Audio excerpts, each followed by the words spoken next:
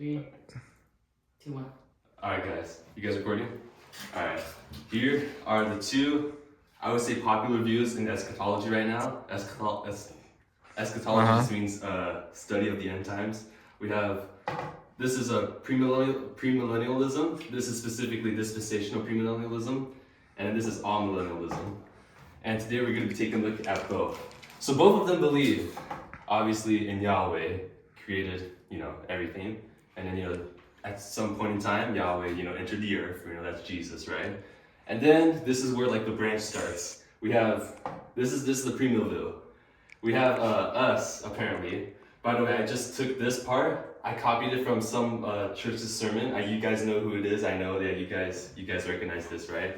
Do we know who it is? I don't think you know who it is. I know. They know who they are. I know who they are. They know who I am. But apparently there's going to be a Psalm 83 war.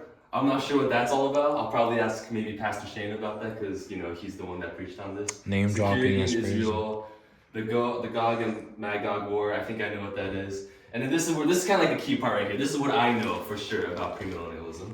It's this 7-year tribulation with the rapture happening before and the second coming happening afterwards. In the middle, we have the abomination of desolation, which Jesus talks about in the Gospels during the Olivet Discourse. And we have the rapture happening apart from the second coming. And this is very different from the All-Mill view, which happens in the same event. And between these two moments, we have the 7-year tribulation. The tribulation, I guess, kind of starts right after this abomination of desolation. The whole point is that they kind of take Revelation a bit literally. So they think that all of that happens within this period of time. You've heard of, the Antichrist, the beast, the false prophet, stuff like that you read in Revelation. They believe that all that kind of happens in this period of time in the future. Wait, I got a question. Oh, sir, hello, what's your question? I got a question. Yes, sir. So, what's your question? So, if they believe it's all in the same time, like the Antichrist and, the beast, Yeah. wouldn't that make a little bit more sense because they can't all pop up at once? Well, the Revelation kind of talks about it happening all at once, though, you know what I'm saying? Not all at once, but in that period of time. Specifically during the 7-year tribulation. You know what I'm saying? Yeah, so, but anyways, yeah.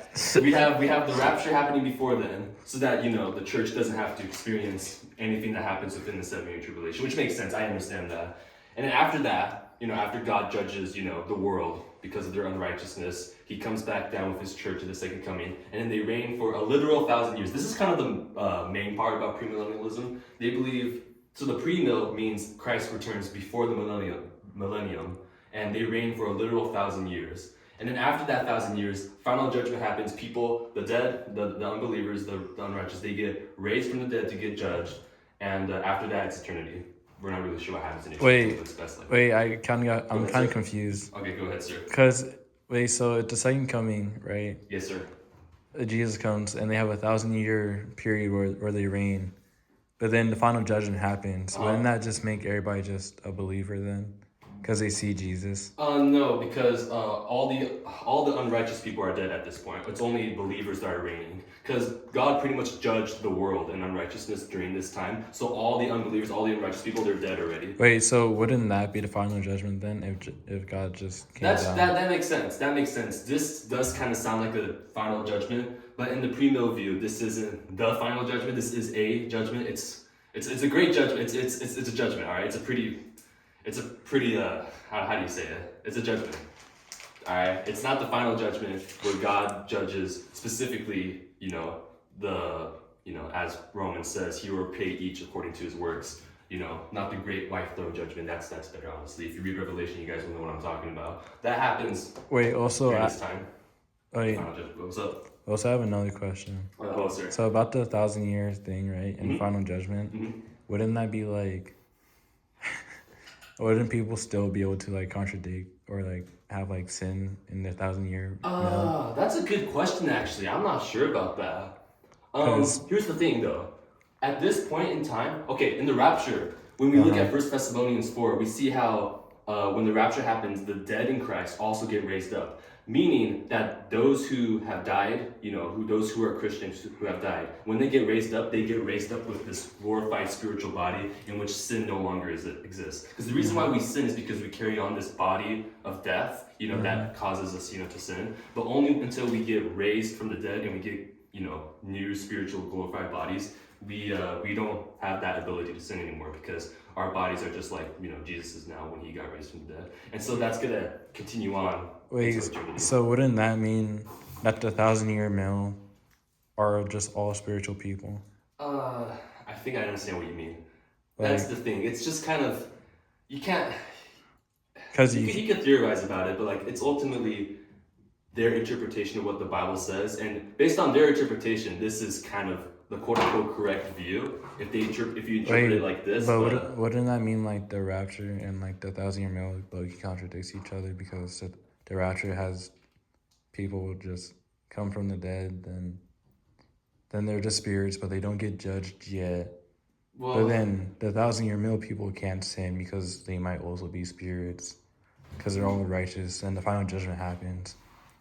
But the final judgment is everybody like according, like the final judgment is like everybody getting judged. I think I know what you're talking about. I think you're wondering why like the final judgment doesn't like happen like when they see Christ. You mean that's kind of what you have here in Amillennialism. Let me explain Amillennialism, because I feel like if I explain to you, you'll understand. So this is just like the first view, which is premillennialism. Amillennialism. Let's go back to when Yahweh enters the world, when Jesus, is born. We have here, this is something that nobody really talks about. This is this is not the seventh tribulation. This is the Great Tribulation, which Jesus talks about in the Gospels. Lots of people believe that what Jesus was talking about in the Olivet Discourse, when he talks about, the signs, the heavens shaking, the Son of Man coming on the clouds of heaven, they take that as this, like as like this sign right here that's going to happen in the future. What I believe in, and what most Amillennials believe in, that happened already. That's just the language that's used mostly like in the New Testament. The language that Jesus is using in that time is the similar language which is used throughout the Old Testament, referring to God's judgment on a nation. And we see that happen, like literally, like if you go do your research right now, we see that Jerusalem was judged during 70 AD, and Jesus prophesied of the destruction of Jerusalem. He even said that all of these things will happen in that generation. Like not a single thing will not happen until this generation passes away, something like that. And we know that's true, and that's associated with the Great Tribulation that happened in 70 AD to Jerusalem when the Roman Empire invaded Jerusalem and destroyed the temple. Okay, this is the part where we get Amillennialism from. Amillennialism, A means not, right? And millennial means 1,000. So in Revelation talks about how the righteous will reign with Christ for 1,000 years. We as Amillennialists take that figuratively, because we take most of Revelation figuratively anyways. And it makes much more sense considering how Christ is already reigning right now. If we believe that the 1,000-year millennium happens, after the church age, then technically Christ is not reigning during this time right now. But this view makes much more sense because we believe Christ is already reigning, his kingdom is already here, and his kingdom is growing as it does right now. So are you saying that we are already in the 1,000-year millennium? Yeah, pretty much. Exactly. Except it's not a literal 1,000 years, right? That's the whole point of what millennialism means. Like it's a figurative 1,000 years. 1,000 just meaning like a long span of time.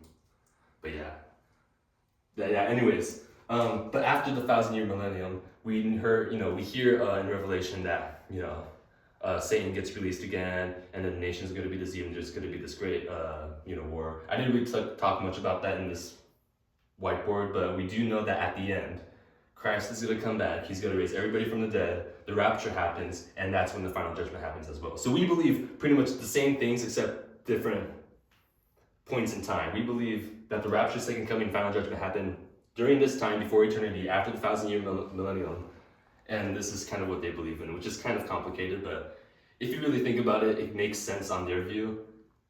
I just don't think it's correct. But yeah, that's what I got. Any other questions? Mr. Alvarez, would you like, do you have any questions? Okay. What a funny guy.